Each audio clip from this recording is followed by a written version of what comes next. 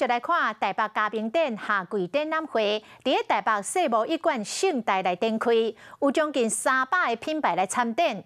啊，阮即摆创业做头家，上界头疼的问题就是开店找无员工。嘉宾的品牌嘛讲，确实这个欠工的问题真严重，所以啊，这个无需要着来外场的人员，一切拢靠机器人。智能提产的餐饮业将做嘉宾展上界受到欢迎的单位，真侪人咧问。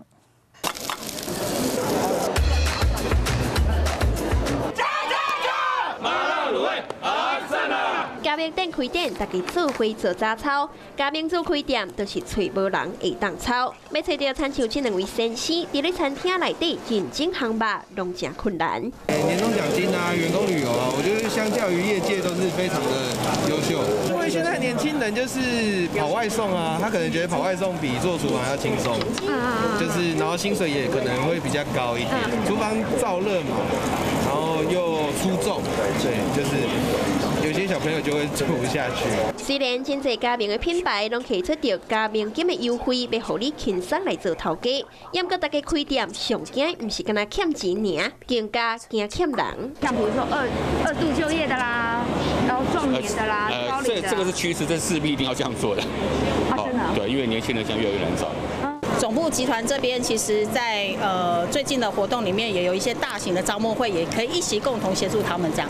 就是我们一起来办这些征才的，就是对。只要你在我们店里面有4个月的实习，我们就会派2个人跟你支援。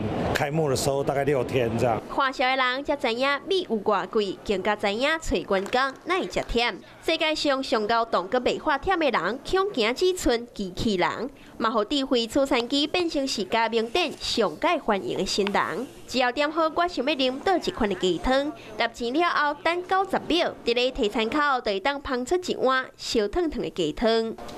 它基本上到70几度、80几度，因为我们鸡汤一定要热着喝，没有热着喝的状态其实就不好喝。对。那所以是像是包含像台积电啊一些可能很多的科技大厂，我们都可以把我们机台提供给他们作为一个员工的一个福利，让他们24小时吃东西，不用说只能吃泡面。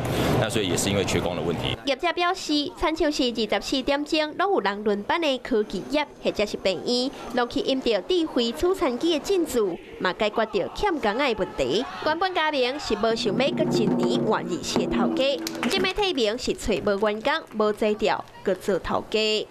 晚间9点，邀请您与世界同步，60分钟掌握全球脉动。World News 9，陈雅玲世界晚报给您崭新视野。